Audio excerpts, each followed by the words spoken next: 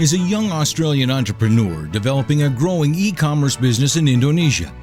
He first came to Jakarta with the Boston Consulting Group and was then approached by the global technology firm Rocket Internet to build new companies for them in Indonesia. Using funding from Rocket, Bede co-founded Lazada Indonesia, which is now the largest e-commerce company in the country. Bede and his partner Susie left Lazada to build their own company, Paraplo Group. They have managed a successful startup, built a team of 60 people, and raised $1.7 million in one of the biggest tech deals in Indonesia last year. Bede is passionate about helping Australian businesses have success in Indonesia.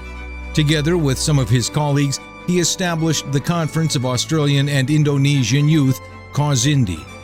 CAUSINDI has now been running for 3 years, and during that period, Bede has raised significant funding to enable 90 young leaders to travel to Canberra in 2013, Jakarta in 2014, and Darwin in 2015 to engage with senior leaders and discuss key issues in the relationship. For me, there's been many different drivers throughout the course of my relationship with Indonesia. Initially, I found it immensely interesting.